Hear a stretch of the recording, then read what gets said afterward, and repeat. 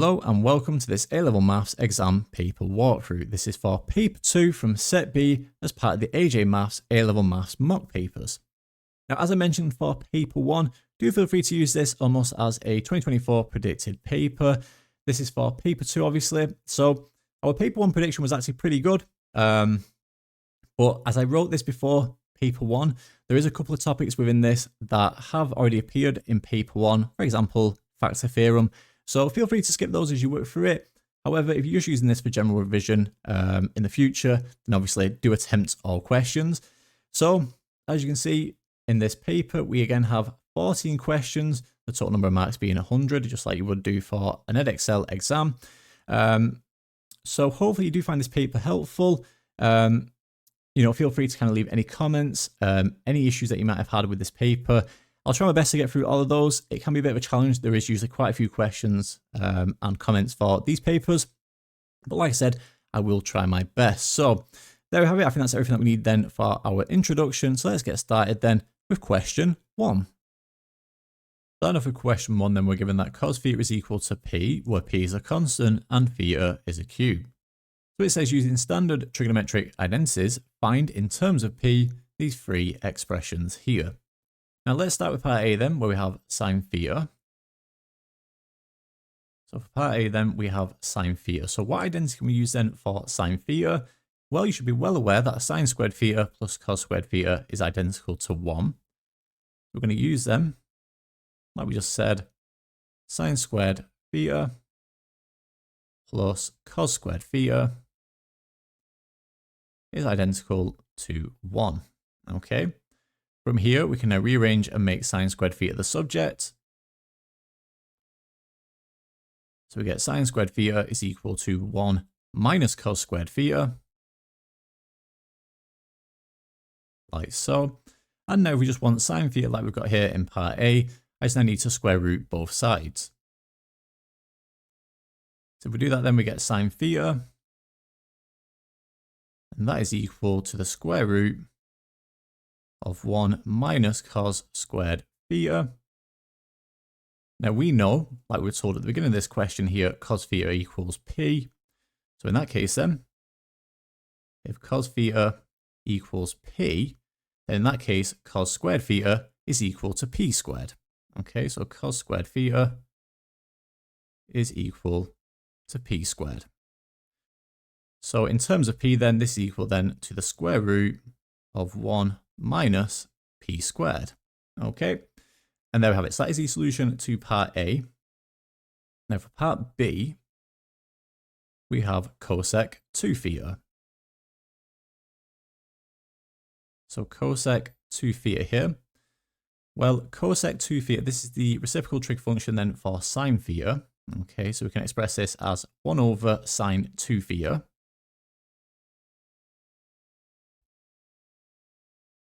So 1 over sine 2 theta. Now sine 2 theta, obviously we're going to have to use the double angle result then for sine. So we can write this as 1 over 2 lots of sine theta cos theta. Okay, that's just the double angle result then for sine here. Now 2 sine theta cos theta. Well, we know that sine theta is equal to the square root of 1 minus p squared. We know that cos theta is equal to p. So what we've got then, if we just put all that together, is 1 over 2 lots of sine theta, which is equal to this here, times by cos theta. Well, cos theta is p, so I've got 2p times by the square root then of 1 minus p squared. Okay. So 1 minus p squared there. And there we have it. So that is the solution to part B. And then we're nearly done here for question 1. We've now just got part C. So for part C then, we've got sine of theta plus 90. So sine of theta plus 90 here. What about this one? Well, in this case here, we need to use the result then. So we're going to use here sine of A plus B. Okay. Don't forget this is given in your formula book here. So this would be sine A cos B. So we get sine A cos B plus So it would now be cos A, so cos A sine B. Okay. So if we got a sine of theta plus 90 here, what I've got then is sine theta, so sine theta cos 90. Okay, so sine theta cos 90 plus, we've now got cos theta sine 90. Okay, well, cos of 90 degrees here, this is 0. So I've got sine theta times 0, so that bit there is 0. We then got cos theta times sine of 90 degrees, well, sine of 90 degrees, that would be 1. I've then got cos theta times by 1, which leaves me with cos theta. We know that cos theta is equal to P. Okay, and there we have it. So the solution to part C is simply P there, and that gives us the solution to question 1. Moving on to question 2 then, we've got f of x equals x cubed plus ax squared plus 31x plus 3a. We're then given that x plus 2 is a factor of f of x, and all we want to do here is find the value of a. So a pretty standard kind of exam style question here on the factor theorem, and you've probably answered many questions like this before, so it should hopefully be nice and straightforward. So if x plus 2 is a factor of f of x, what that means then is f of minus 2 equals 0. Okay, so all I'm going to do here then is substitute minus 2 into my function here, set that equal to 0, and then we can go on to solve for a. We're going to get minus 2 cubed. We've then got a lots of minus 2 squared. So a lots of minus 2 squared. We've then got 31 lots of minus 2. And then finally 3a here. So plus 3a. And this is equal to 0. Okay, by the factor theorem. So in that case, then we just simplify this here. Minus 2 cubed is minus 8. Let's get minus 8 there.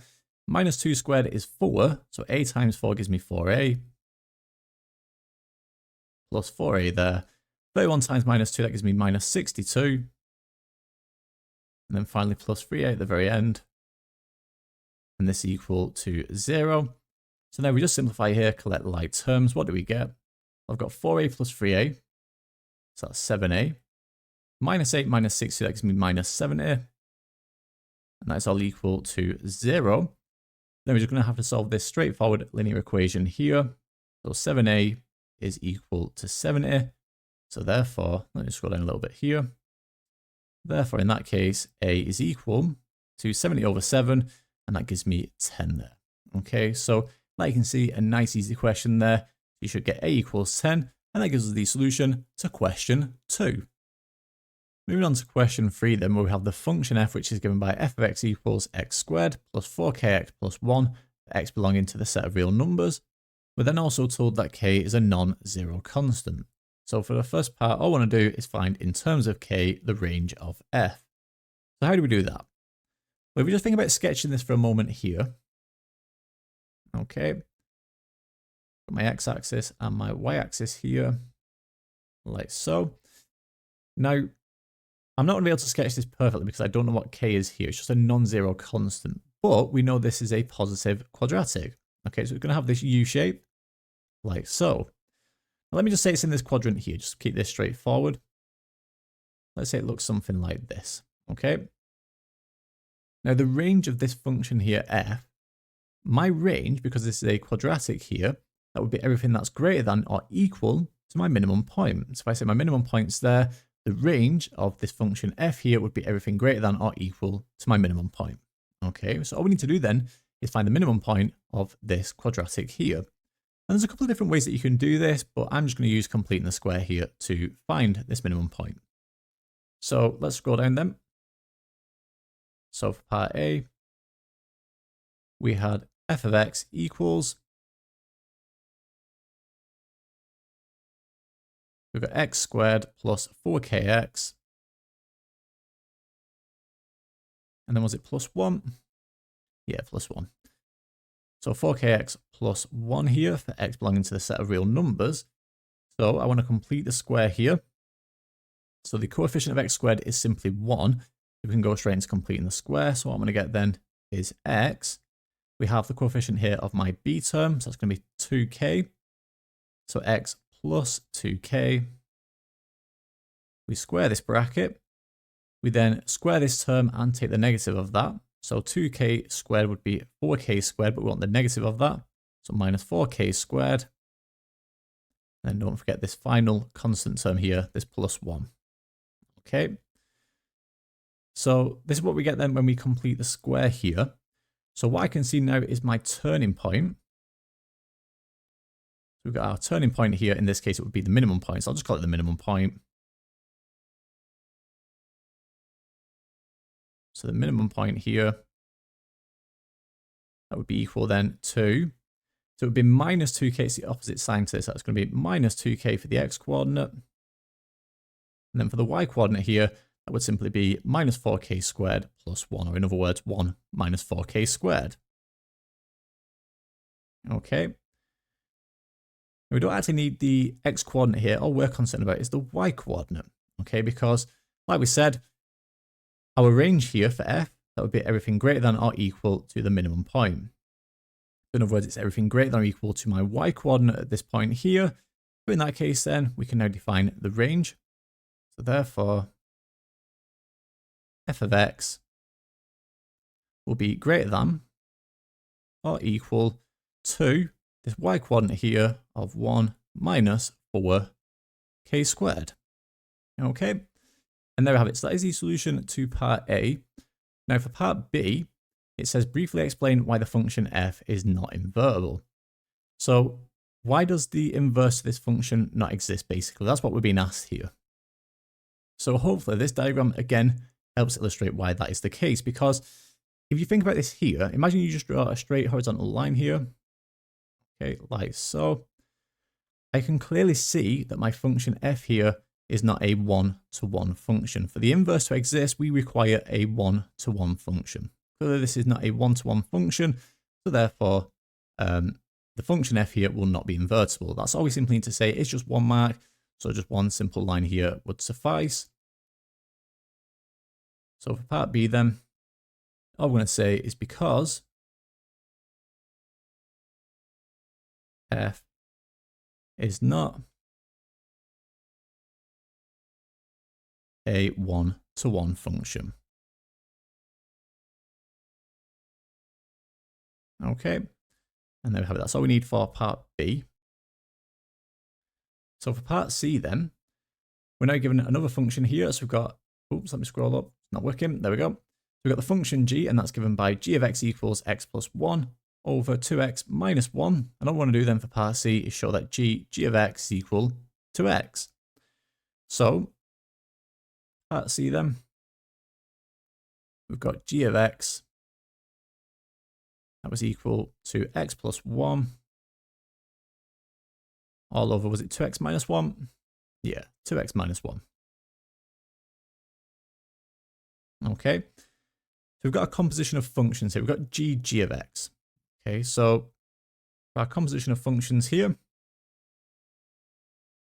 so for g of x here, g is going into g again. Okay, so wherever I've got an x here, I'm going to replace that with my function g. So I'm going to get them is x plus 1 all over 2x minus 1 for this x here. So x plus 1 all over 2x minus 1. We then got this plus 1 here in the numerator, so plus 1, and that's all over. So we've now got two lots of x, so that's going to be two lots of this here.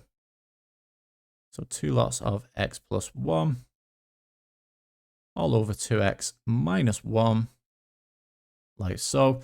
And then we have a minus 1 here in the denominator, like so. Okay. So from here, it's just a matter of kind of cleaning this up, and hopefully, when we simplify, cancel any, common factors within the numerator and denominator, we should hopefully obtain g of x equals x. Okay. So let's start by getting both the numerator here and the denominator over a common denominator. So with the numerator then, I've got x plus 1 over 2x minus 1 plus 1. I'm going to times through by 2x minus 1 here to get this over a common denominator. I'm going to get x plus 1. Get x plus 1 plus one lot of 2x minus 1, so that's going to be 2x minus 1. Like so. And that's all over 2x minus 1. We've now got two lots of this here, so that would be 2x plus 2 over 2x minus 1. So I've got 2x plus 2. So that's this part here. So two lots of x plus 1, 2x plus 2. I then got minus one lot of 2x minus 1. So that's going to be minus 2x plus 1. So just be very careful with the signs here. So we get minus 2x, like so, and then plus 1. And that is all over 2x minus 1. Okay, so let me just double check that before I move on. So two lots of x plus 1, 2x plus 2. 2x minus 1, so minus one lot of that, so that'd be minus 2x plus 1. Perfect. So what would cancel here? I've got 2x and minus 2x, so they'll cancel. I've got the plus 1 and the minus 1, so they'll cancel there. And what I've also got here is this fraction divided by this fraction here. Now, because both of these fractions here share this denominator of 2x minus 1, when I take this fraction and divide it by this fraction, like we said, because they share the same denominator here, they'll just cancel as well. Okay, so in total then what I get left with here is x plus 2x, that's going to be 3x. That's all over then 2 plus 1, so that's 3. We get 3x over 3 there, the 3's will cancel, and we get left with x. Okay, so therefore g of x here is equal to x as required.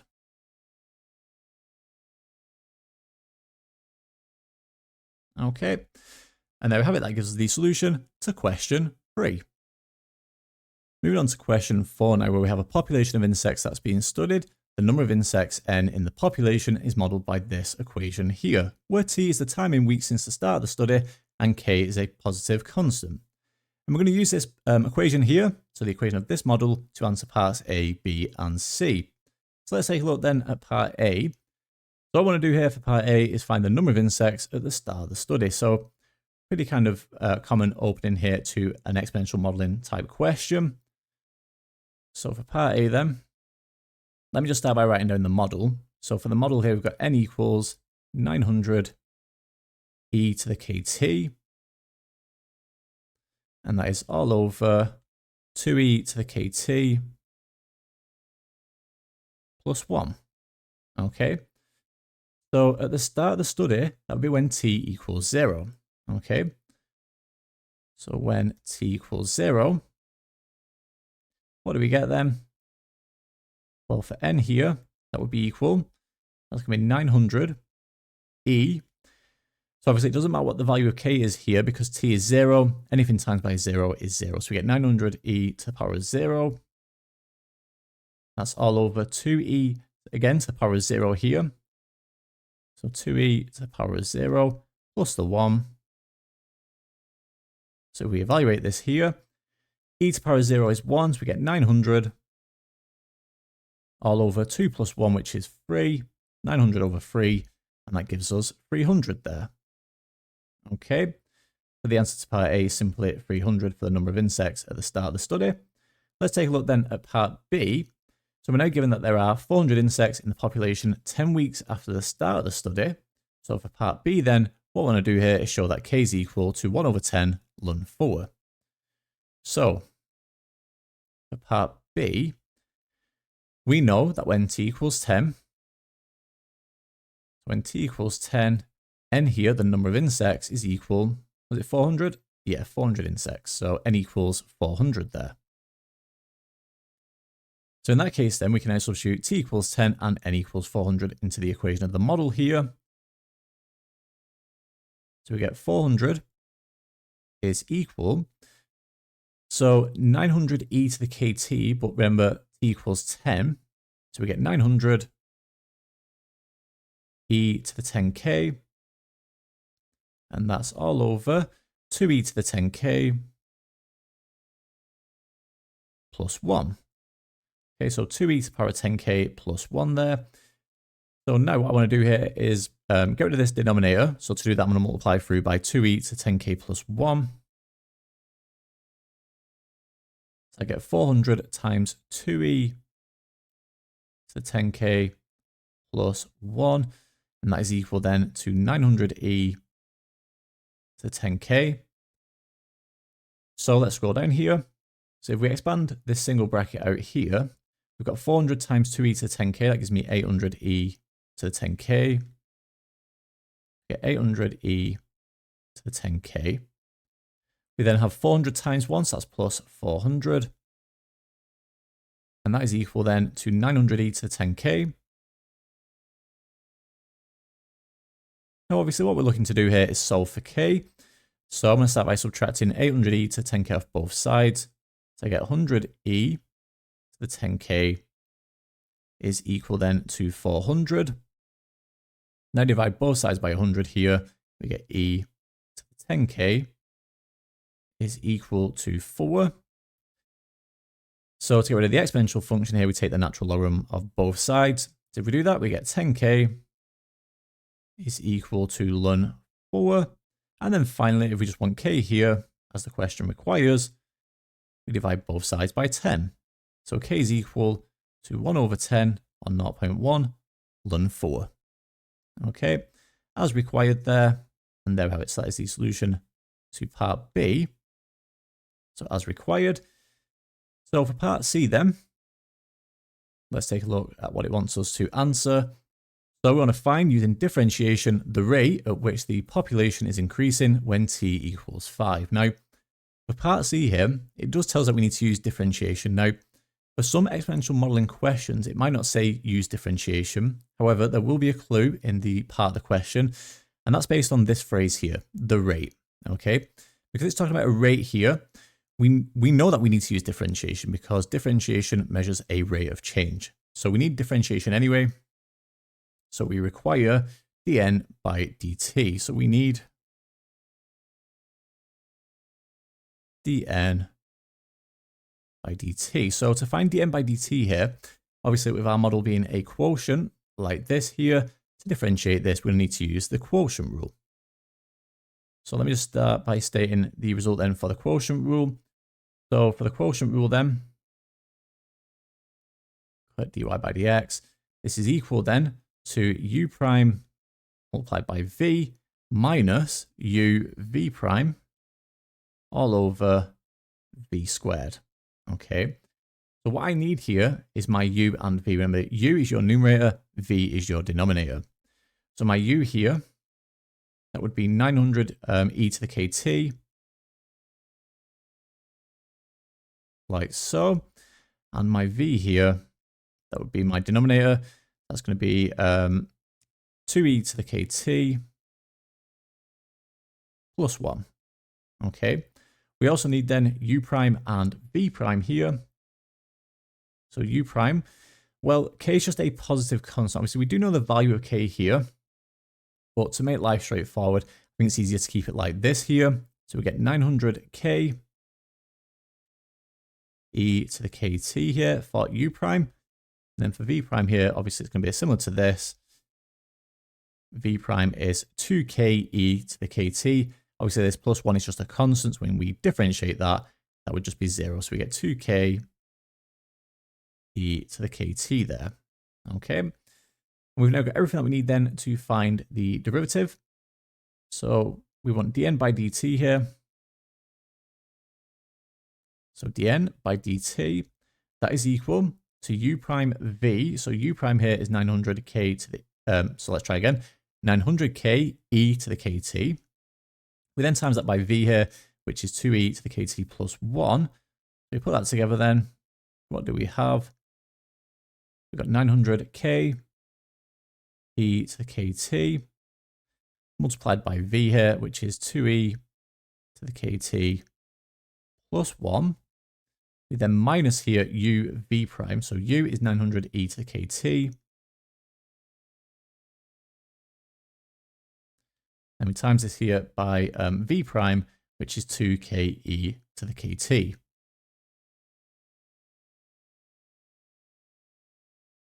Okay, and this is all over v squared. So all over v squared. So that's 2e to the kt plus 1 all squared. Okay. So from here, then it's just a matter of simplifying this. It's nothing too challenging. It can be a little bit messy as we go along, but just take with the powers here. So 900k e to the kt times by 2e to the kt. So in that case, then we get 1800 k e to the 2kt. Remember, when we're timesing through here, we're going to add these powers together. They share the same base. We then got 900k e to the kt times by 1. We get plus 900k e to the kt. And then we've got minus 900 e to the kt times by 2k e to the kt. When I expand this out, I get the negative of this here. So minus 1800 k e to the kt. Sorry, that should be to the 2kt. Just be careful for that. Like you can see, very easy to make a mistake. And this is all over 2e to the power kt plus 1 all squared. There's too many powers here. Like so. Okay. Obviously, these will cancel. Like so. What we get left with then is 900k e to the kt. And that's all over this squared. 2e to the kt plus 1 all squared, like so. So all we need to do now is substitute t equals 5. So t equals 5 and k equals 1 over 10 ln 4. Okay. So I won't obviously show my substitution here. All you need to do is just put that into your calculator then. So 900 times by 1 over 10 ln 4. That's then times by e to the power kt. Obviously, you just need to put these into your calculator here. So I've already done this here just to save time. So if you do this correctly, what you should find then is the rate here, dn by dt, but these two values is equal then. That's 9.9813. Now I should have mentioned it here, but we want this to the nearest integer value. So in that case, then we should end up here. So therefore, to nearest integer,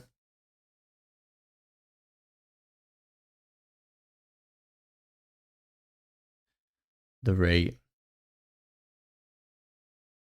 is 10. Okay.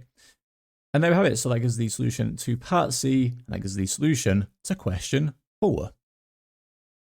So let's take a look then at question 5, where we have a question here on integration. So for the first part, I want to find the integral of the natural logarithm of 2x cubed with respect to x.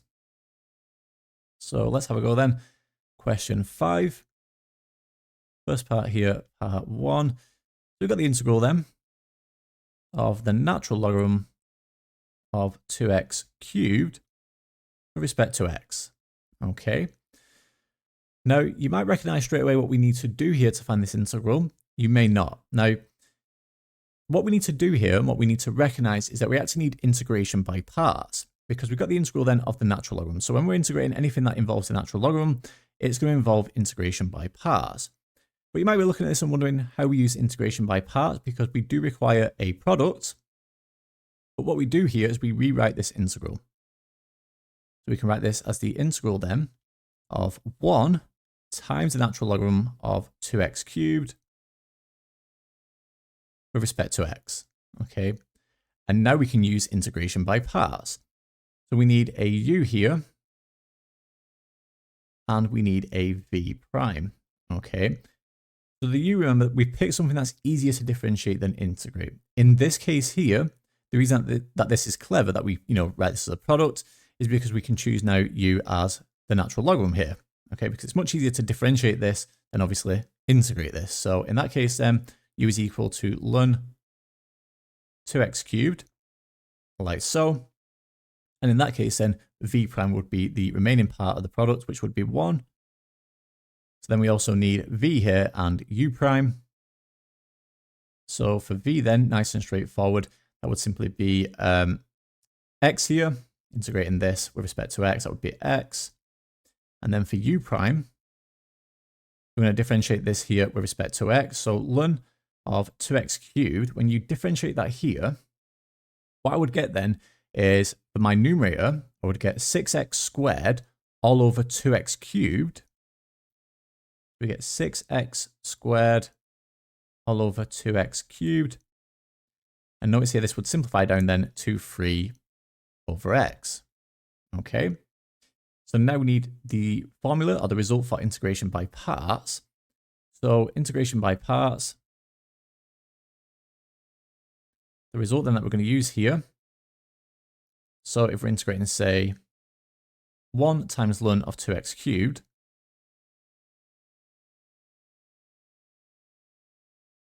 with respect to x, this is given as uv minus the integral of v du by dx, so du by dx dx. Okay, so let's put all this together then. So for us here, we've got u and v multiplied together. So u is ln 2x cubed, v is x. We get x ln 2x cubed. So x ln 2x cubed. We then minus the integral here. So minus the integral of v du by dx. So v here is x. Du by dx is this here, 3 over x. Okay, so we times that by 3 over x. Like so. And we're going to integrate this here with respect to x. So obviously we now need to evaluate this integral here, but pretty straightforward. The x's will cancel. So I'm actually integrating here then. So I've got x ln 2x cubed minus the integral here of 3 with respect to x. So in that case then, this here would be 3x. We get x ln 2x cubed minus 3x. And don't forget, we don't have any limits here on our integral, so we do need our constant of integration plus c. And we can simplify this here. We can factor out an x. I can write this as x bracket ln 2x cubed minus 3. And then don't forget again the constant of integration, so plus c there at the very end. Okay, and there we are. So that is the solution to the first part of question 5. Now for the second part here, we're given that b is a constant and is greater than 0, and the integral then of x over x squared plus 4 with respect to x from 0 to b is equal to the natural logarithm of root 5. Showing you're working clearly, use integration to find the value of b. So let's take a look at this then. So we've got the integral here of x all over x squared plus 4 with respect to x from 0 to b, and this is equal then to the natural logarithm of root 5. Okay, so what we're looking for here is something of the form, and hopefully you might recognize this straight away, is we're looking for the integral then of something of this form here. So what I require then is f prime of x over f of x. Okay, with respect to x. Remember, this result then is given as the natural logarithm of the modulus of f of x plus c. Okay, so in that case then, if I just take a look at this for a moment, if I differentiate the denominator here, I get 2x. In my numerator, we have x. So we need to adjust this slightly. Okay, so in that case then, I'm losing my voice here. Let's go down a little bit. So let me do it here. What I want then is 2x all over x squared plus 4. Okay, that's what we want. If we've got this here, we've got it of this form. So that's with respect to x then, from 0 to b. But like we said, we need to adjust this here because we started with x. We want 2x. So in that case then, we need a half here on the outside. Okay, so we've got a half here on the outside to adjust for that. And this here then would be this standard result. So we get a half of the natural logarithm then of my denominator here. So x squared plus 4, like so. And my limits here are from 0 to b. but b is just a positive constant that's greater than 0. So in that case then, let's have a look now at using these limits then. So we start with the upper limit. We've got a half. We get ln. So that's going to be b squared plus 4. Okay. We then subtract the lower limit here. So minus now ln. So this would be 0 squared plus 4. So that's going to be ln of 4. Okay. Like so.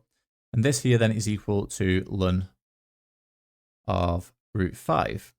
Okay, that's what the question tells us here. I'm going to scroll back up. So that's equal to ln of root 5. Okay. So what can we do here then? Well, I can start by writing this as a single logarithm. We've got 1 over 2 ln. I've got b squared plus 4.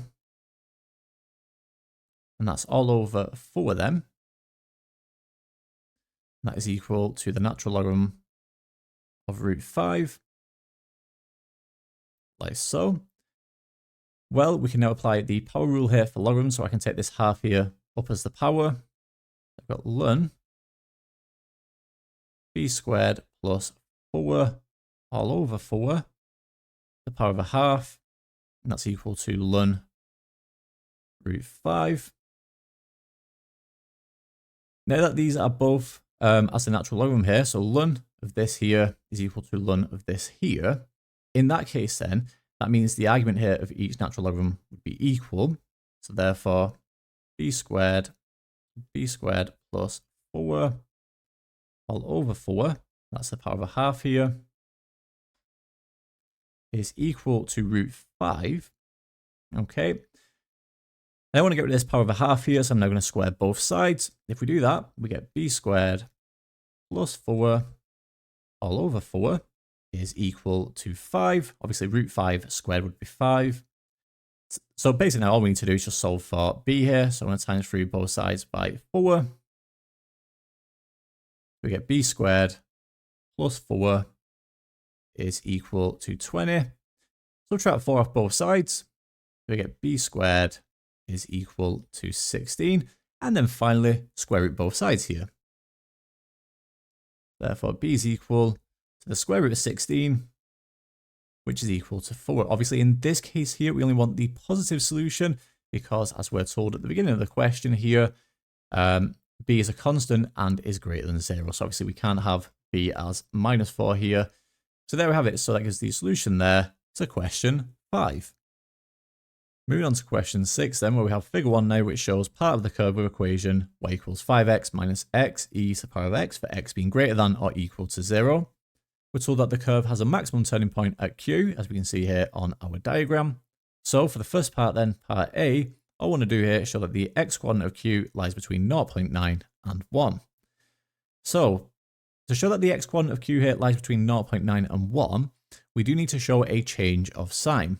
But a really common mistake here would be to substitute these 2 points into this equation here, which is incorrect because obviously we're looking at a turning point here. So what I do need to do is substitute these 2 points into the derivative then, okay? So let's start by finding dy by dx here. So for part A then, we have the equation y equals 5x minus xe power of x. We want dy by dx, right? So we want dy by dx here. So this should hopefully be pretty standard to differentiate. 5x, that would differentiate to give me 5.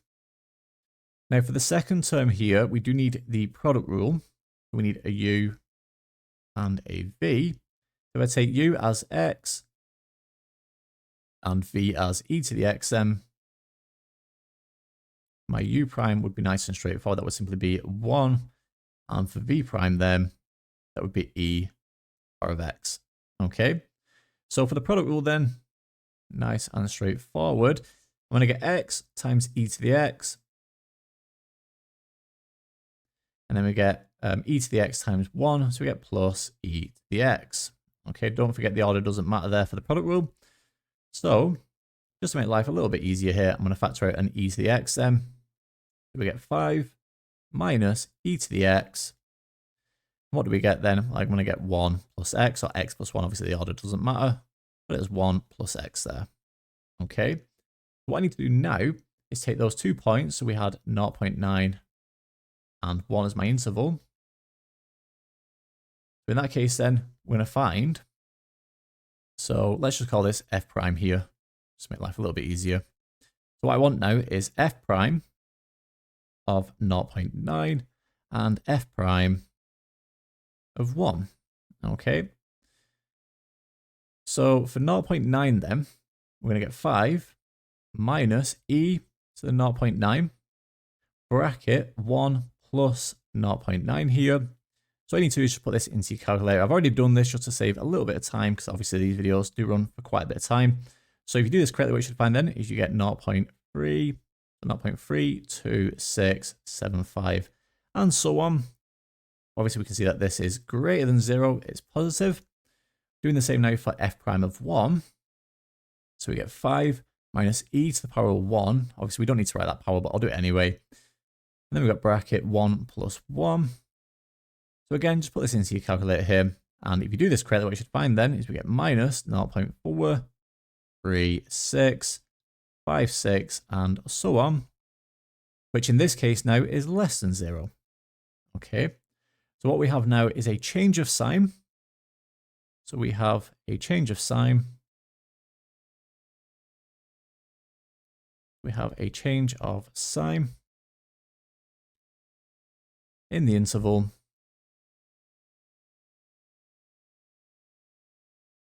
which means, so this means that f prime of x must equal 0. Okay. We don't really say any more than that. We're showing that the x coordinate of q lies between 0.9 and 1. In other words, there is a stationary point. Okay.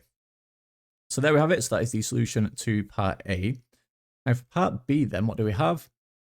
It says show using calculus that the x coordinate of q is a solution of x equals ln of 5 over x plus 1. So we've already done part of the work here for part B because we do need the derivative. Okay, so we need dy by dx, but we've already found that. So dy by dx,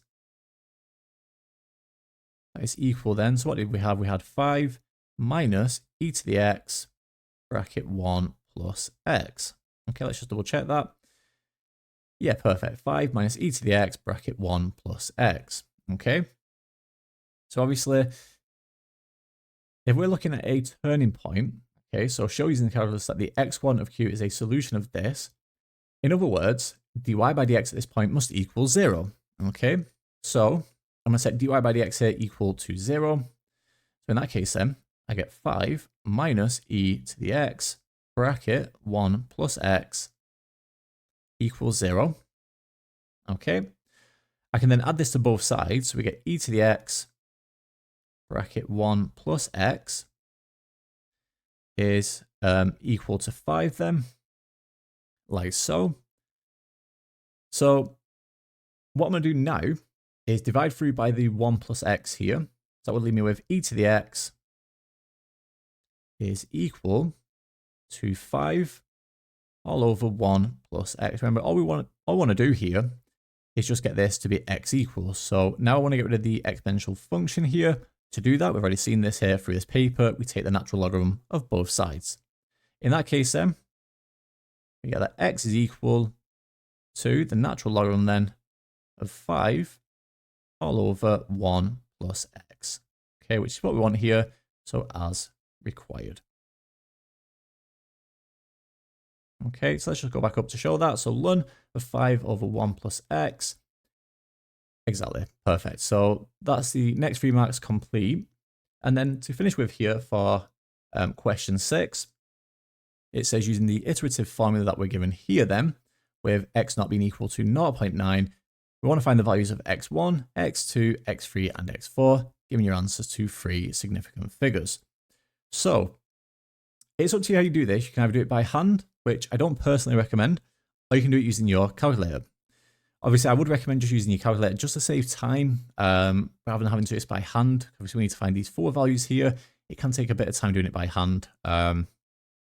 So let me just quickly demonstrate how you do this using your calculator. So What I'm going to do to begin with here for part C then is I take my calculator, let me just grab mine here, and I input the first value. So we know that x naught here is equal to 9. Okay, so I put, sorry, let's try again. 0.9, there we go. So I put 0.9 into my calculator, like so, and that just basically stores that in the memory then. So what I'm going to do now is use the iterative formula that we're given. So what I'm going to do here for my next term, so for xn plus 1, this is equal to the natural logarithm of 5 all over. So this xn here, that would be answer. Okay, so you're going to use the answer button here on your calculator, plus 1, and there we have it. So this now will give me x1. When I press enter again, it will give me x2. Enter again would give me x3, so on and so on. Okay, let me just input that into my calculator here. So ln of 5 all over, so answer, let me just do it in a bracket. So just be slightly careful how you input this into your calculator. So 5 over bracket, answer plus 1, close that bracket and then close that bracket here. And what I get then for my value here for x1, so therefore for x1 here, so x1 is 0.967584, so on and so on. So obviously we do want to give this to 3 significant figures here, so 0.968 here. That's 2 3 significant figures. I then press enter again here on my calculator, and this gives me now x2. So now I get x2 here. I get 0.932631, so on and so on. And again, we want this to 3 significant figures, so we get 0.933 there. Okay, we want x3 and x4, so we're nearly finished here. So x3 and x4. So again, just press enter. So now I get 0.95123 significant figures. And then finally, one more time here, I get 0.941 there. Okay, and there we have it. So using calculator here for part C. Okay, well there we have it. Nice and straightforward. Hopefully a nice easy question there. And that gives us the solution to question 6. Moving on to question 7 then, where we've got figure 2, which shows a circle with center 5, 6, which touches the y-axis. So my center would be, say, here. That's 5, 6. And we're told that the circle touches the y-axis, so it just meets the y-axis here. Okay, let's say that's there. So what we have to do for this question here, so for the first part, part A, all I want to do is write down an equation for the circle. So for an equation of the circle here, we need 2 things. We need the center and the radius. Well, we already have the center. That's given here. All we need then is the radius. So if we just think about this for a moment, from my center here to this point here, this is where it just meets the y-axis. This distance that's formed is the radius. Okay, so that's r. Now, if this x-coordinate here is 5, this x-coordinate must be 0 because it lies along the y-axis then. So from here to here, or alternatively from here to here, that distance must be 5 units. Okay, so r equals 5 here. So we've now got everything that we need for the equation here of the circle. So for part A then, for the equation of the circle, this would be, it's going to be x minus my x-coordinate here for the center. So if my center here is 5, 6, that's going to be x minus 5 all squared. We just do the opposite of whatever the sign is. So x minus 5 all squared plus y minus 6 all squared, because it was positive 6 here for the center. And that is equal then to r squared. So if r is equal to 5, my radius is 5 units, r squared is 25. Okay, so a nice easy 3 marks there, really. Quite generous, to be honest. So that's the first part of this question complete. Now for the second part, it says, show that the point 82 lies on the circle. Only 1 mark for this, so we shouldn't expect too much work. So for part B then, how do we show that this point lies on the circle? Well, all we need to do is substitute this point here into my left-hand side, and we should hopefully find that that is equal to 25. So we've got a minus 5 all squared. We've then got 2 minus 6 all squared. So 2 minus 6 all squared. So if we evaluate this here, 8 minus 5, that gives me 3. So we get 3 squared. 2 minus 6, that gives me minus 4. So plus minus 4 squared. So in this case, then we get 9 plus 16. Obviously, this is a Pythagorean triple. So 9 plus 16 gives me 25 as required. Okay, so there we have it. Not much work there. That's all we need. Part B. Okay, and then for part C here, it says find an equation of the tangent to the circle at the point 8, 2, giving your answer in the form ax plus by plus c equals 0, where a, b, and c are integers to be found. So again, pretty standard stuff here, really nothing, as a challenge as such. So for part C then, find the equation of the tangent here. So let's go back up to the diagram then for a moment. So the point 8, 2 here, that would be say here, for example, right? So that's the point 8, 2. And we're looking for the equation of the tangent. So it's going to look, say, something like that, right? Not a perfect diagram, but that's what we're looking for. We're looking for the equation of this line here. So how do we find that? Well, the first thing that we need is the gradient at this point here, okay? So to find that, we're going to use the fact that we know the center here, and we know this point. So in that case, then we can find the, not the equation, but the gradient of this line here, okay? So let's start by finding the gradient then between the center and this point here. So m, that's going to be equal then, so it's going to be 6 minus 2 all over 5 minus 8. Okay, 6 minus 2 is 4, and that's all over 5 minus 8, so that would give me minus 3. Okay, so we get minus 4 over 3 there. So let's just go back up. Obviously, as we expected, the gradient is negative here. So for the gradient here, for this line, obviously we need the perpendicular gradient. Okay, so we need minus 1 over that gradient. So in that case then, the perpendicular gradient, so the perp gradient, that would be equal then to 3 over 4. Okay, so in other words, just flip this here, times it through by minus 1, and we get 3 over 4 there. So that's the gradient of this line then. So my tangent here, we also know the point that it goes through, 8, 2, so we've got everything that we need now to find the equation of the tangent. So we're going to use them. Y minus y1 is equal to m times x minus x1, where x1 is equal to 8 and y1 is equal to 2. Okay, so in that case then, obviously we've also got m as well. All right, here, just so you can see it, m is equal to 3 over 4. Okay, so substituting these values then into my equation here of a straight line, we get y minus 2 is equal to m, which is 3 over 4, times by x minus x1, where x1 is equal to 8. So x minus 8 there. Okay. Now, obviously, we do want it in the form ax plus by plus c equals 0, where a, b, and c are integers. So the first thing that I'm going to do here is times through by this 4 here. Okay, that will get rid of this fraction then. I get 4 lots of y minus 2. So I get 4y minus 8 then.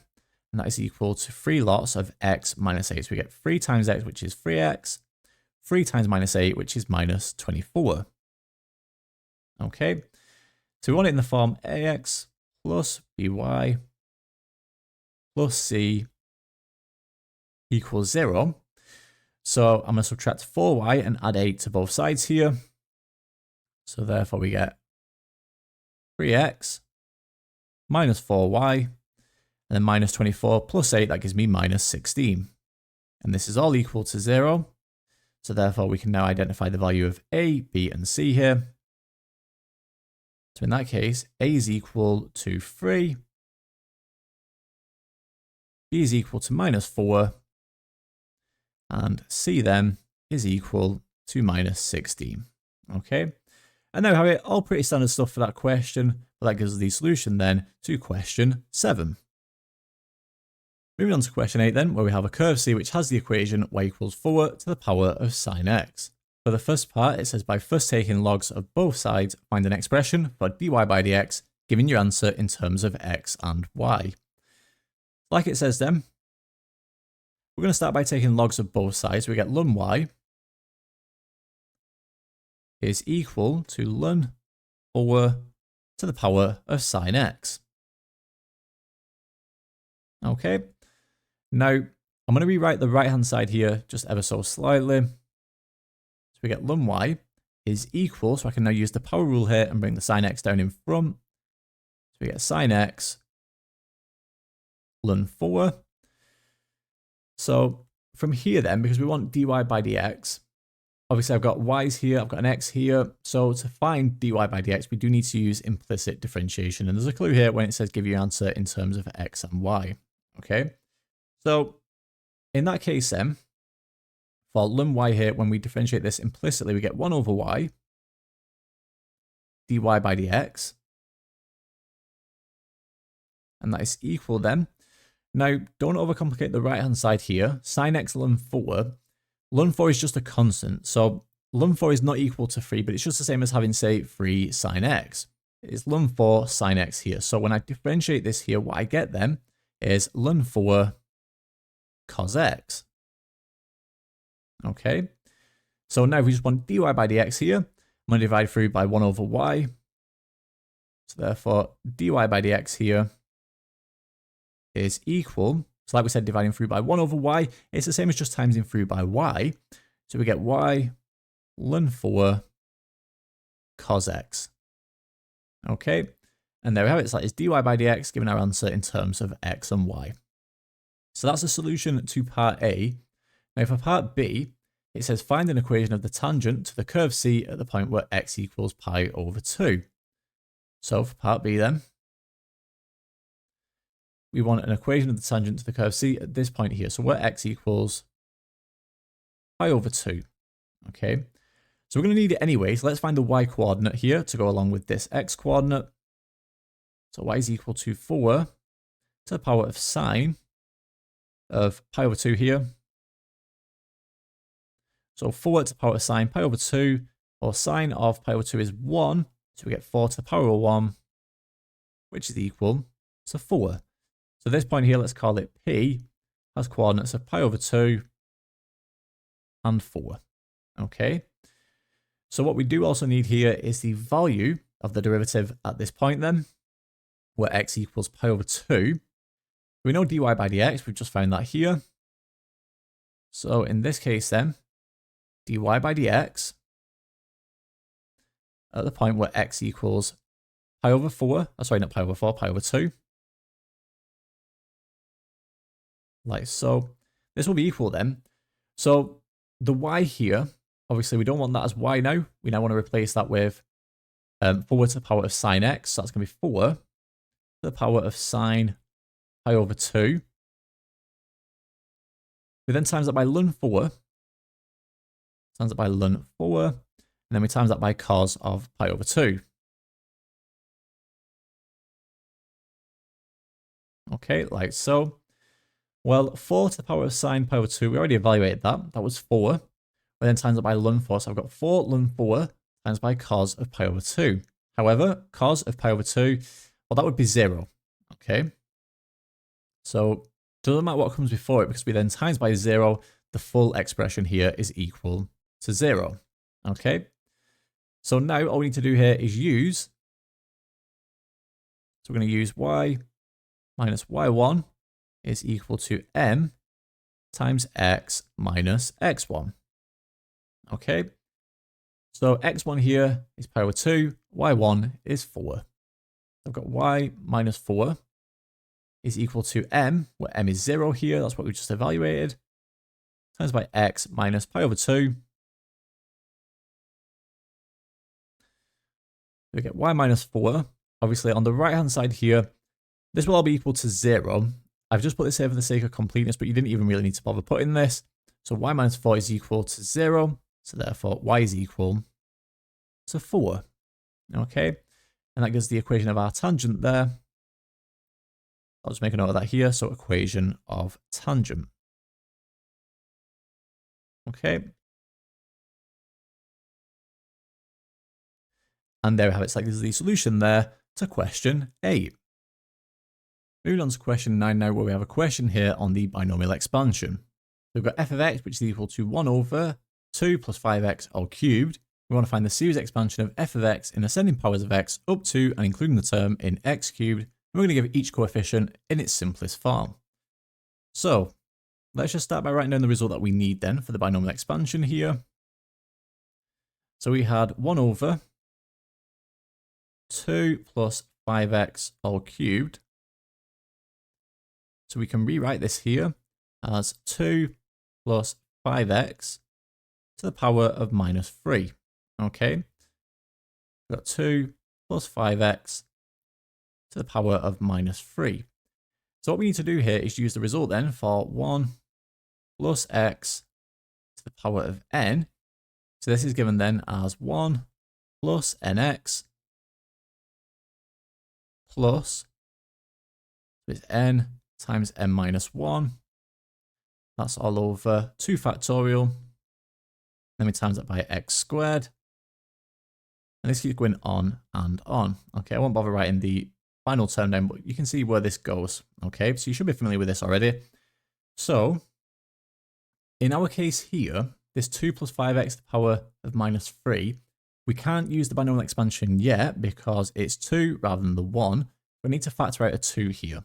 Okay, so we can write this then as 2 lots of 1 plus, so don't forget you need to account for that here, so that would now be 5 over 2, 5 over 2x, and that is to the power of minus 3. Okay. Now, obviously, we're then going to have 2 to the power of minus 3 here. So for the actual expansion, we're going to write this as 1 over 8 bracket 1 plus 5 over 2x all to the power of minus 3. Okay. So let's start by using this result here then.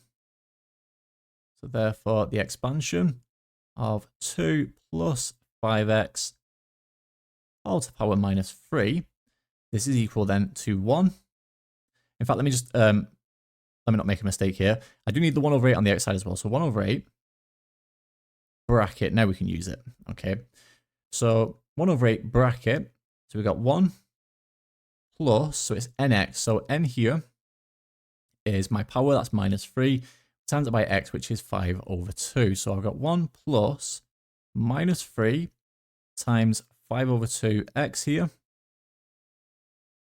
like so.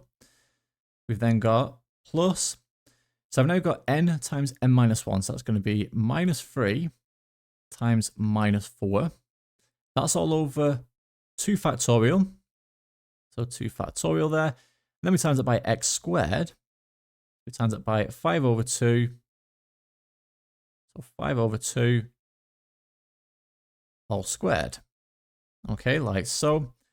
And we need one more term here because we're going up to x cubed. So it's minus 3 times minus 4 times minus 5.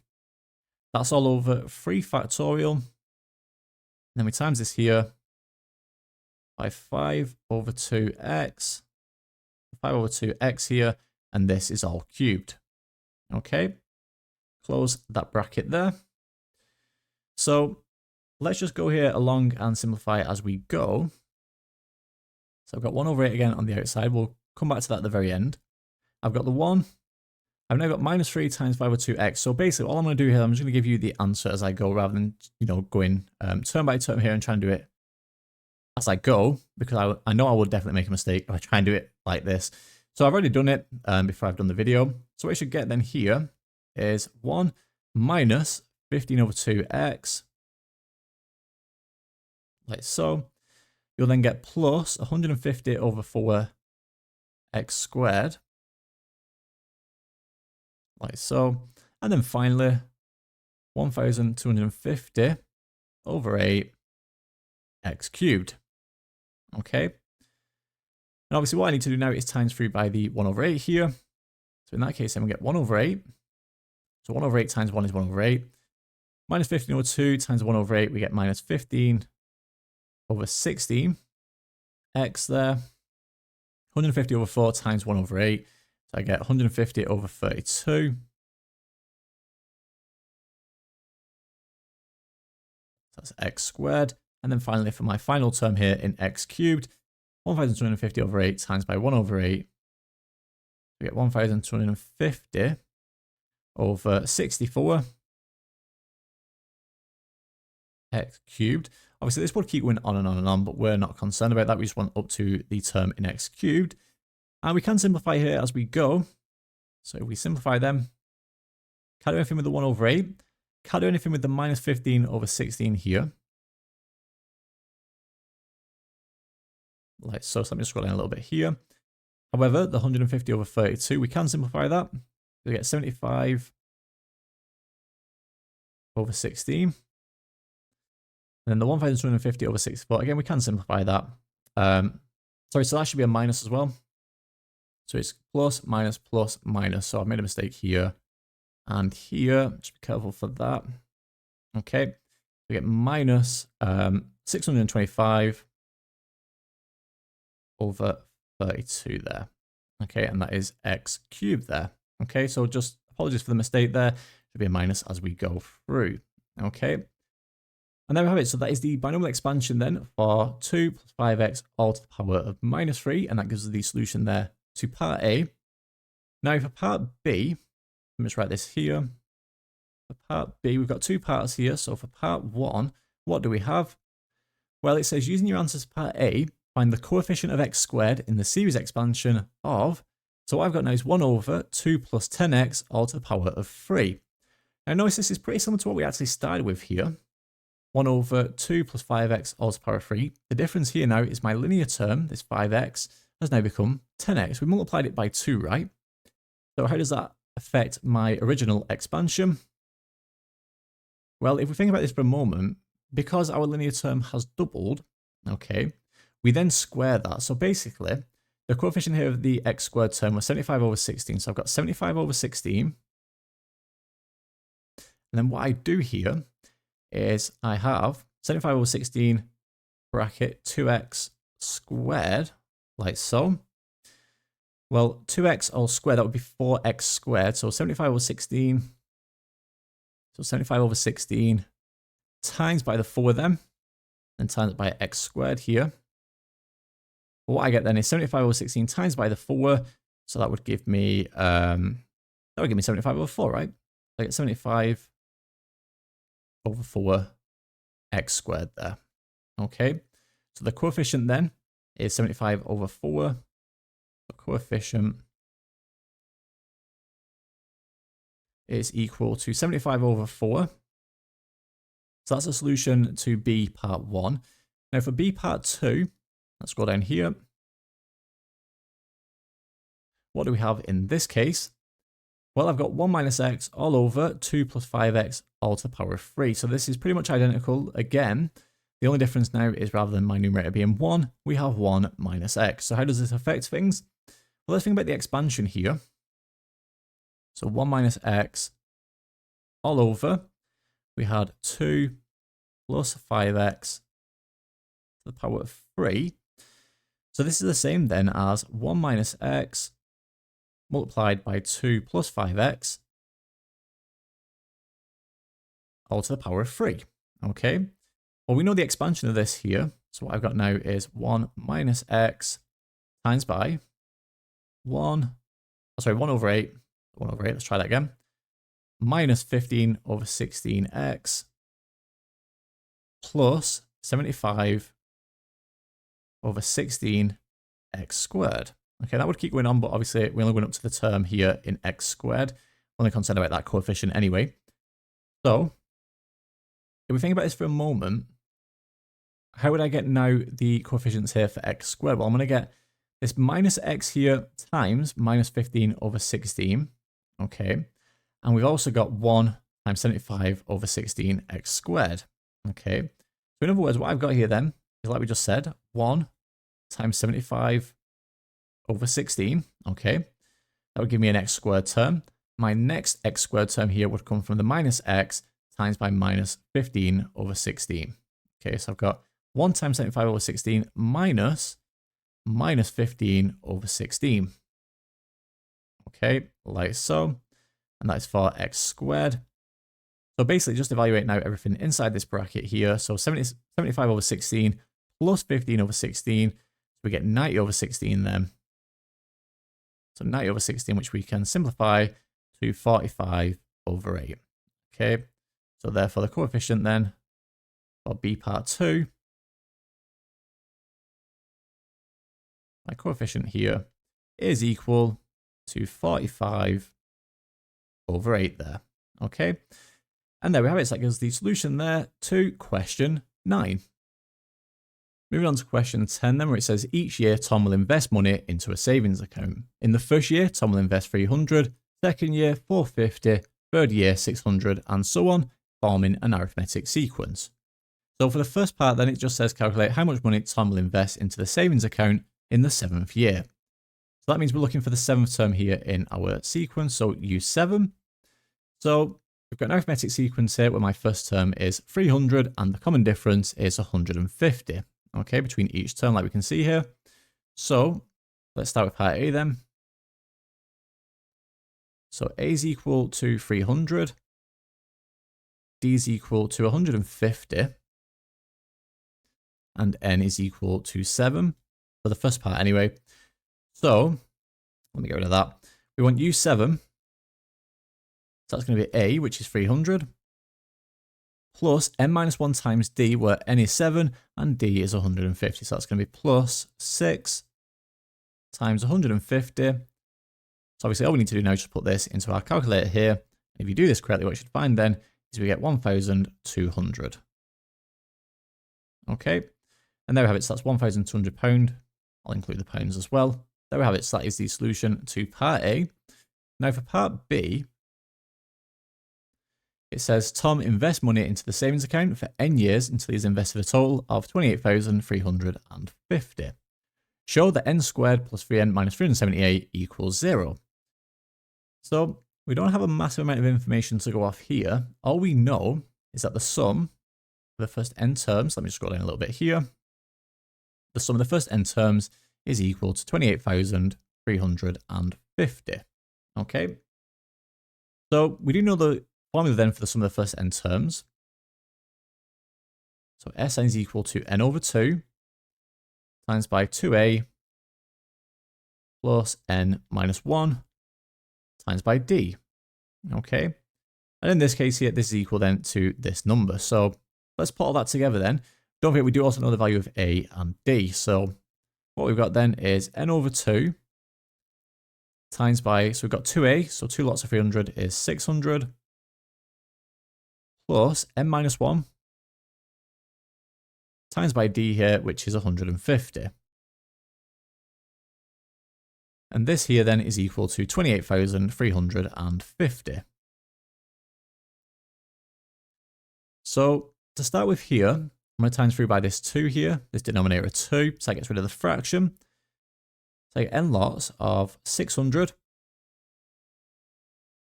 plus n minus 1 times 150. And that is equal then, so 28,350 times by 2, so that gives me 56,700. Okay, so let's keep scrolling down here. So now, what I can do here is expand this bracket with the 150. So I get n lots of 600. I'm going to get 150n minus 150. So 150n minus 150. And that's all equal to 56,700. And then if we simplify inside the square bracket here, we get n times by 150n minus 4, sorry, not minus 450, but plus 450 there. I've just subtracted 150 off 600, so plus 450. And that is equal then to 56,700. Now, obviously, they have a quadratic here. Okay, so n squared plus 3n minus 378 equals 0. And I can see now, if I expand this bracket here with the n on the outside, we're going to obtain a quadratic as well. So let's do that here. We get 150 n squared plus 450m. What I'm also going to do here then is subtract 56,700 off both sides.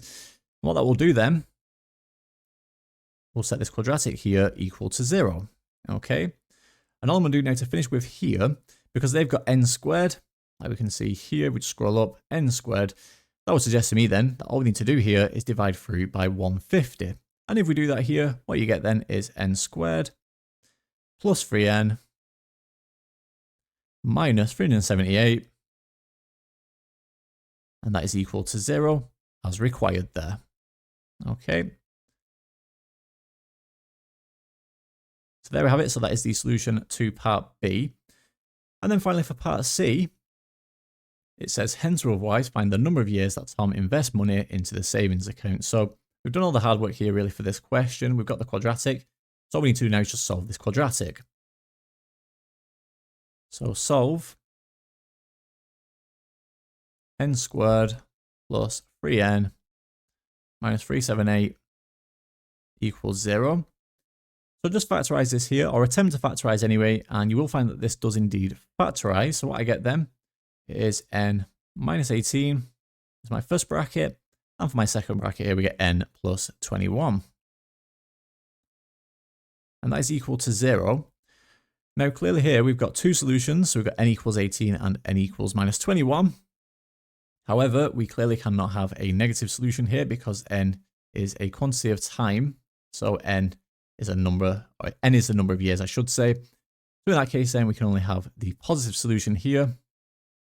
So therefore n equals 18. So Tom pays for 18 years.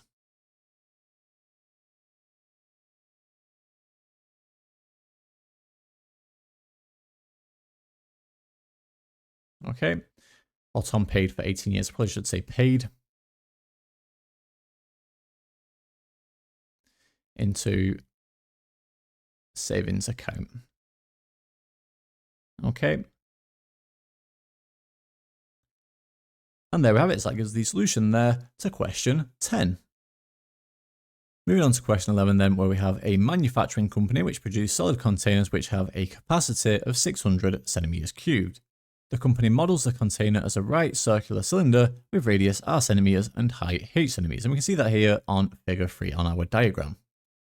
So for the first part then, part A, we want to show that the total surface area, a centimeters squared, of the container is given by this equation here. Now this is a very typical exam style question for modelling with differentiation. And you might have seen many examples like this before, but let's jump into this question then. So for part A, we know that the capacity of the container is equal to 600 centimeters cubed. In other words, the volume is equal to 600 centimeters cubed. Okay, so V is equal to 600. And we know the formula then for the volume of a cylinder, that's the area of the cross section, which is pi r squared. We times that by the length, or the height in this case, h. Okay, and that's equal to 600. Now, what I'm going to do here is divide through by r. Okay, so I'm going to get pi rh, and that's equal then to 600 over r.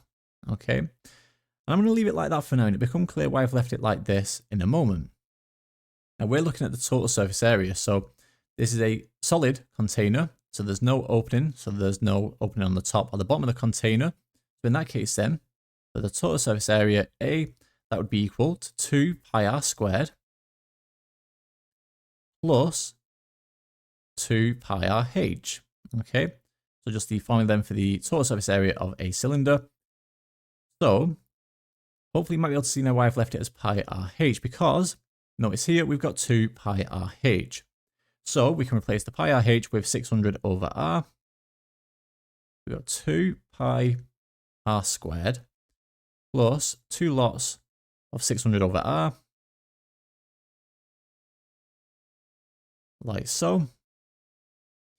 So in this case here then, what I'm going to get is 2 pi r squared plus 1200 over r, exactly as we needed, right? So as required. And there we have it. That is the solution to part A. Now, even if you couldn't get to this rearranged form here, you can obviously still go on and answer parts B, C, and D. So for part B then, given that r can vary, so all we want to do is find the value of r for which A has a stationary value. So if we're talking about stationary values here, then obviously what we want is the first derivative. So A is equal to 2 pi r squared plus 1200 over r, so we can rewrite that. We've got 2 pi r squared plus 1200 r to the power of minus 1. Okay, so I've rewritten it like this because it's now much easier to differentiate. we want dA by dr. So dA by dr. So 2 pi r squared, don't overcomplicate this. So the 2 pi is just a constant. So when we bring the 2 down in front, 2 pi times by 2, we get 4 pi. Reduce the power by 1, so we get 4 pi r. I then got 1200 r to the minus 1. So 1200 times minus 1, we get minus 1200. Again, reduce the power by 1 here. So r to the minus 2. Okay. Now, like we said, we're looking at a stationary value here. So what I need to do is set the first derivative equal to 0. So in that case then, so dA by dr equals 0. So in that case then, we've got 4 pi r minus 1200 over r squared is equal to 0. So I can add this to both sides then. So I get 1200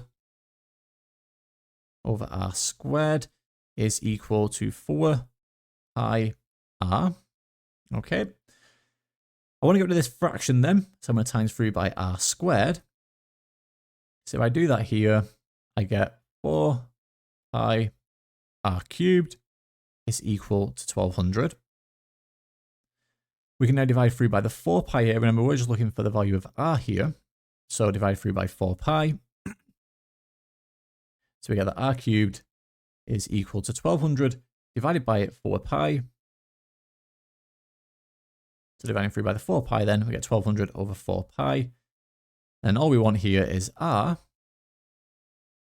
So in that case then, take the cube root here of both sides. Let's take the cube root of this here. So the cube root of 1200 over 4 pi. Obviously, we do want to find an approximate value of this here. We can't just simplify this as well. So this is the cube root of this would be 300 over pi. So 300 over pi. Again, just put this into your calculator or this. It doesn't really matter too much. But if you do this correctly, what you should find then, to 3 significant figures here, is we get 4.57. Okay, and this is for the radius, which is in centimeters. So 4.57 centimeters there. Okay. That gives the solution to part B. So that's the value of r for which A has a stationary value. So that's part B done. Now for part C, it says, show that the value of r found in part B gives the minimum value for the total surface area. So if we're looking at a minimum or maximum, we're talking about the nature of the stationary point. So if we're talking about the nature of the stationary point, we do require the second derivative. So for part C then, we now need the second derivative. So we need d squared a over dr squared. So what we're going to do then is differentiate dA by dr here. So in this case, I'm going to get left with 4 pi. So we get 4 pi there. Then we've got minus 1200 times minus 2. So that's going to become positive now. So we get plus 2400 r. Again, reduce the power by 1. So minus 2, minus 1, and we get minus 3 there. Okay. Now we're going to use this value here of r from part B. So in that case then, the second derivative at this point, that's when r equals 4.57. That is equal then, so it's 4 pi plus 2400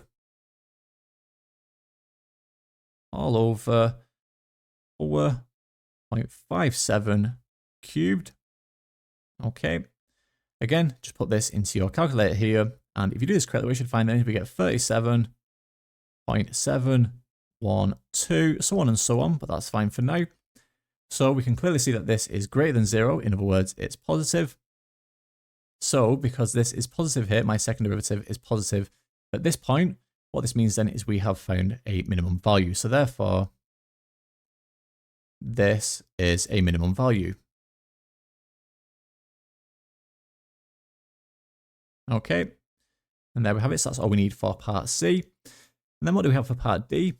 It says, hence or otherwise, find the minimum surface area of the container, giving your answer to the nearest centimeter squared. So all we need to do then is just use this formula now. Okay, A equals 2 pi r squared plus 1200 over r. Okay, so let's do that then. Obviously, we're going to use this value of r that we found in part B.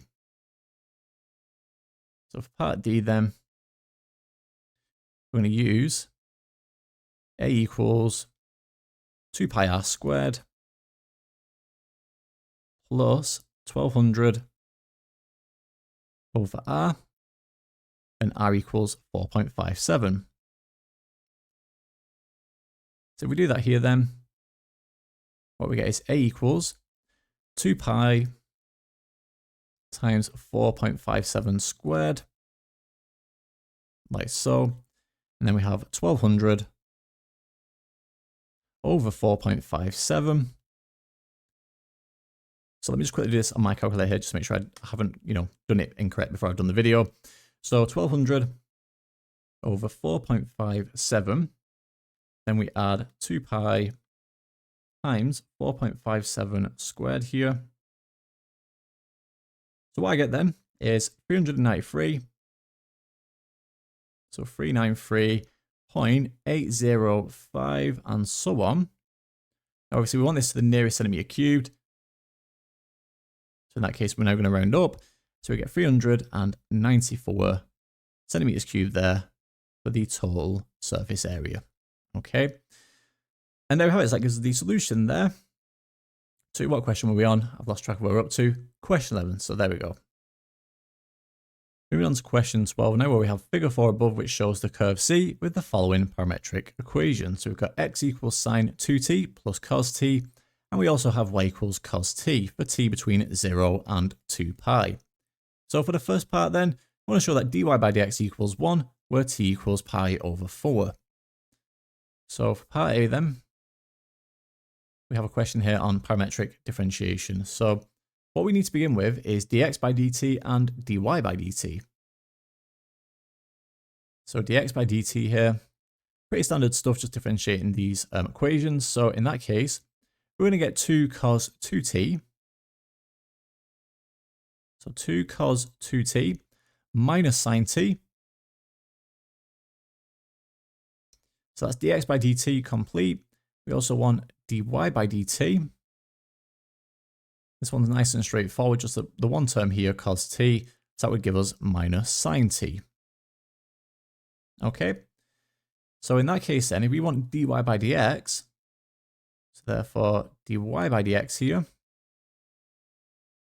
this is equal then, it's going to be dy by dt divided by dx by dt. Okay. So in that case then, we have minus sine t.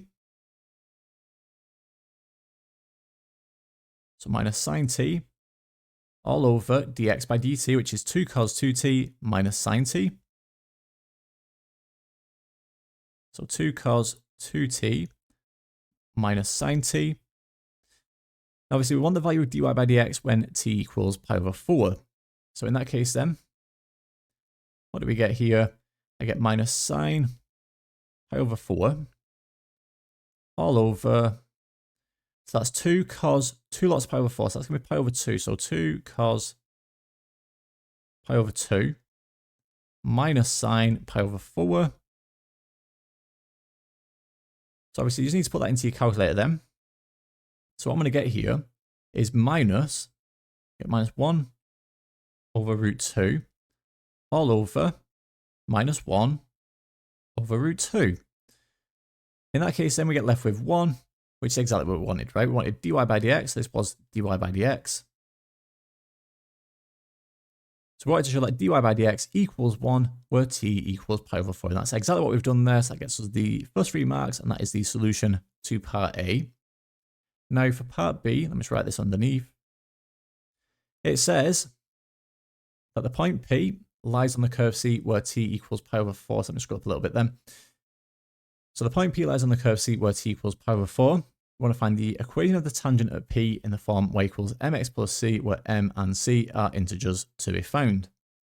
So what do we need here? Well, we need the x and y coordinate. Okay, so we know the value of t So t is equal to pi over 4. We want the x and y coordinate when t equals pi over 4. So let's start by doing that. So when t equals pi over 4,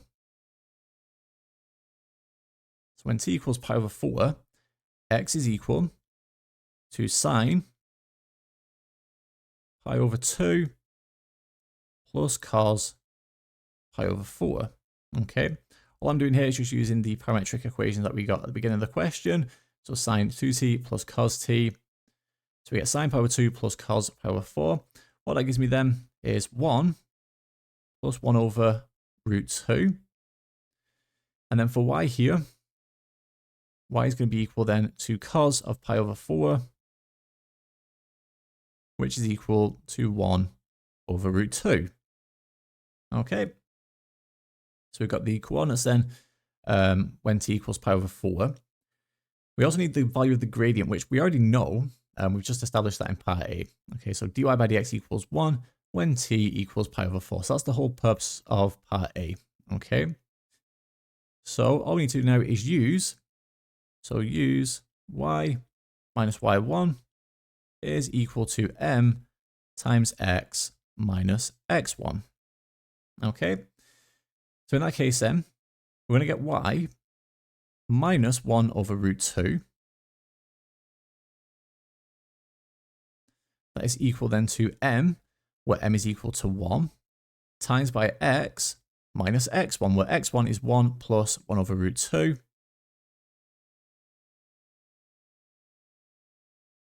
Like so.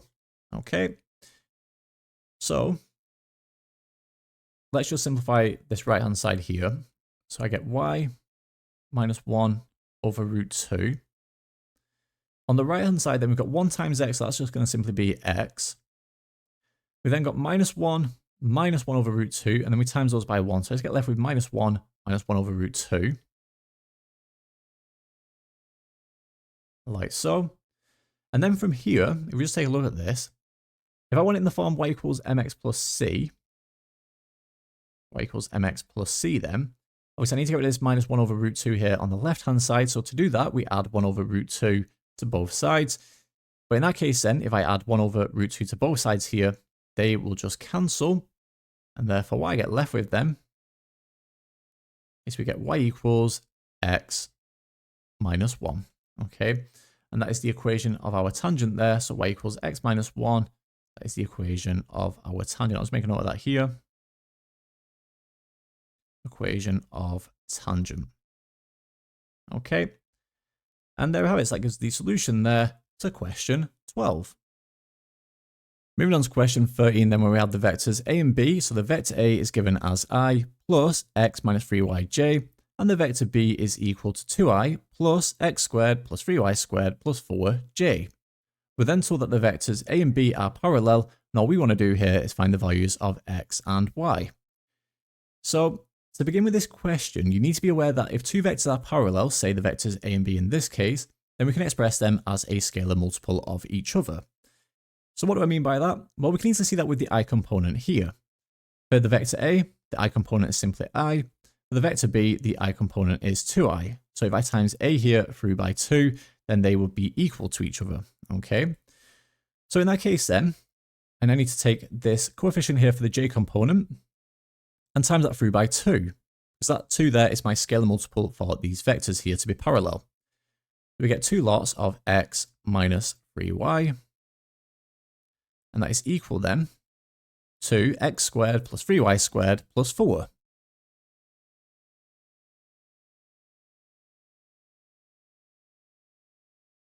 Like so. So the first thing I'm going to do here is expand this bracket on the left hand side. So we get 2x minus 6y is equal to x squared plus 3y squared plus 4. So now what I want to do here is set this equation equal to 0. So I'm going to subtract 2x off both sides and add 6y to both sides. If I do that here then, what do I get? Well, I get x squared minus 2x plus 4. We've then also got 3y squared. So 3y squared plus 6y there. And this is all equal to 0. Okay. Now, when I look at this here, I can't really see what I can, there's not really too much that I can actually do with this here. The only thing that really makes sense here is to just complete the square, okay? So I've got this x squared minus 2x plus 4 here. If I complete the square on this, what would I get? Well, I'd get x minus 1 all squared. We then get minus 1, and we've got the plus 4 here. So minus 1 plus 4. And now let's complete the square here on the 3y squared plus 6y. So if we do that here, I get plus 3 lots. I then get y plus 1 all squared. I then get minus 1 here, like so, and this is equal to 0. Okay? Now, let's start by cleaning this up then. So I've got minus 1 plus 4 here. So I've got x minus 1 all squared. Minus 1 plus 4, that gives me plus 3 there. Okay. And I've then got 3 lots of y plus 1 all squared minus a 1, but obviously because I've completed the square on this and I had this 3 here on the outside, we do need to times that through by 3. Okay, so I get 3 lots of y plus 1 all squared minus 3, and that equals 0. Okay. So from here then, hopefully you might be able to see now that this plus 3 here will cancel with this minus 3 here. And what I get left with then is x minus 1 all squared plus 3 lots of y plus 1 all squared is now equal to 0. And we're pretty much here now, we've done all the hard work. From here, hopefully you can see then that for this to be equal to 0, this here must be equal to 0, and this here must also be equal to 0, because I'm squaring both of these. So the only way that this full expression here, this summation, can be equal to 0 is these two terms individually must be equal to 0. Okay? So in that case then, for this first bracket to be equal to 0, x must clearly be equal to 1.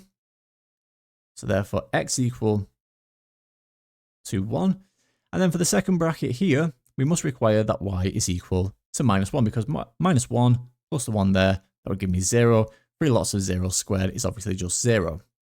So therefore, in that case, y is equal to minus 1. And there we have it. So what we found there is the values of x and y such that the vectors a and b are parallel. And that gives us the solution there to question 13.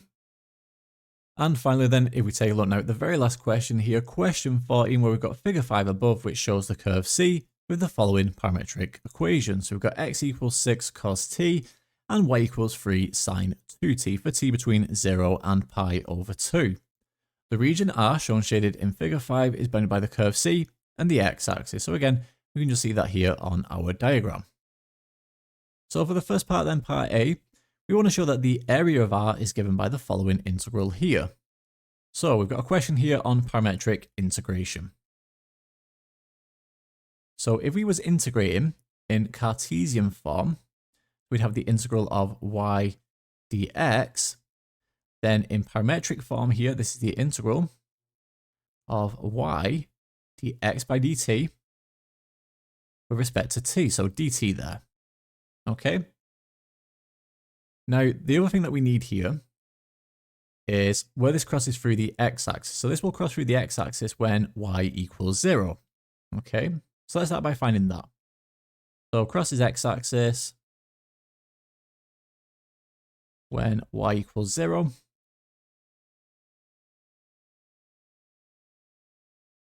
When y equals 0. Okay, so in that case then, don't forget y is 3 sine 2t. So 3 sine 2t equals 0. Divide both sides by 3.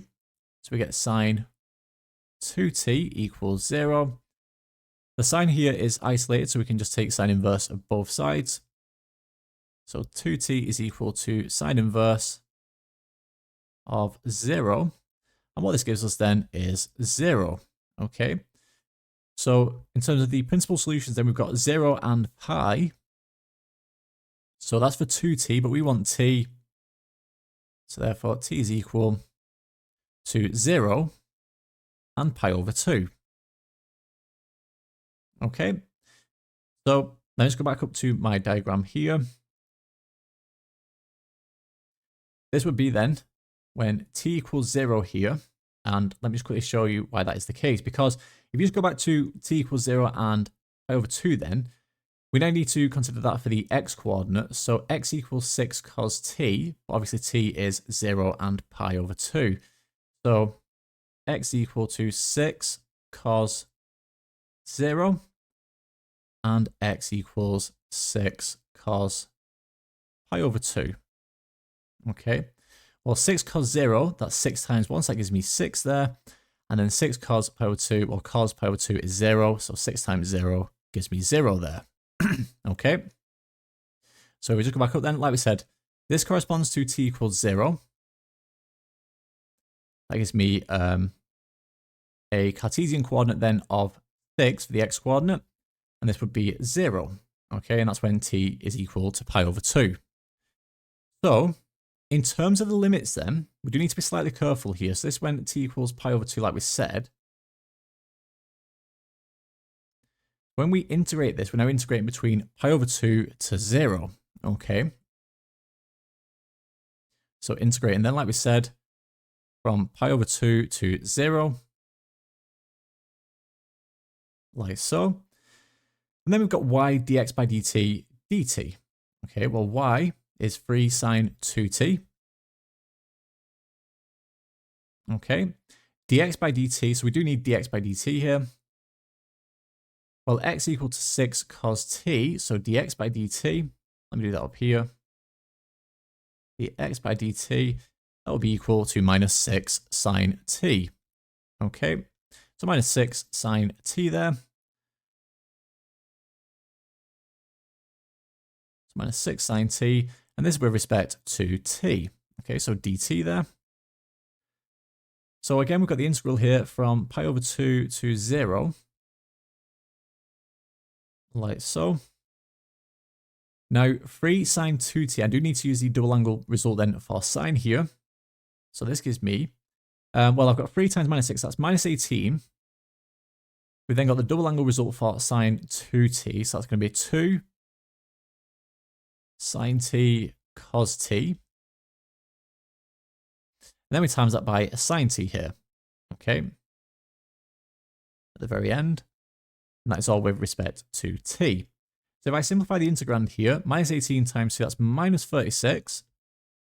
So this is the integral then from pi over 2 to 0 of minus 36. So we get minus 36 there. We've got sine t times sine t, so I get sine squared t times by cos t. Okay. And this is all with respect to t then. Now, obviously, these limits are the wrong way around. So how do we switch those around? Well, I can just switch those around, but I do need to times the integrand then by minus 1. Okay. So in that case, this is equal to the integral of, well, it's the integral of this here from 0 to pi over 2. So I've got 36 sine squared t cos t with respect to t. Okay, so that's exactly what we needed then for part A. So 36 sine squared t cos t with respect to t. Perfect. So alpha and beta in that case then. So alpha is 0.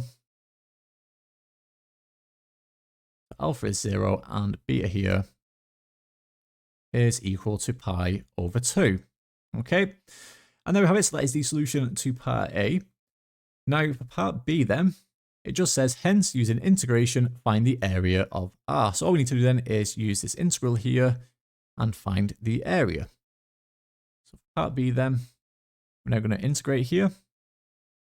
So from 0 to pi over 2, we've got 36 sine squared t cos t with respect to t. Okay. So to evaluate this integral here, I'm going to use substitution. Now, obviously, we have already done a question on substitution, but it can still reappear in the form of a parametric integration question like this. So I'm going to let u here. So let u equal sine t then. Okay. In that case, du by dt here, that would be equal to cos t So therefore dt, that will be equal to du all over cos t. Okay, so now let's transform this integral here. Now obviously we will need to change the limits as well, but I'll come back to that in a moment. Let's just transform the actual integrand. So I've got 36 here. So 36 sine squared t cos t dt. So I'll take the 36 outside for now. I've got sine squared t cos t here. So sine squared, that's going to be u squared. Okay, so we've got u squared there. Times that by cos t. Then we've got dt here, which is du over cos t. So du over cos t, like so. And obviously the cos t's now are going to cancel. So what I get left with them is 36 lots of the integral of u squared du. Okay. Now what about the limits here? So my new limits then, let's do that underneath here. So for my new limits, that comes from this substitution here, u equals sine t. So u equals sine t. So for my upper limit then, for when we had pi over 2, u is equal to sine pi over 2. So sine of pi over 2 is 1. And we also had u equals sine of my lower limit here of 0. So sine of 0, which is equal to 0. Okay, so my new limits now are from 0 to 1. Okay, and obviously this integral here is nice and straightforward to evaluate. Add 1 to the power, divide by the new power. If we do that down here then, I get 36 lots of u cubed over 3 from 0 to 1. So if we now substitute in the limits here, I get 36 lots of, that's going to be 1 cubed over 3. So that's just basically 1 over 3. Minus then 0 cubed over 3. Well, that would just be 0. So I get 36 lots of 1 over 3 minus 0, which is the same as 36 times 1 over 3. I get 36 over 3, which is equal to 12. Okay, so therefore the area of R,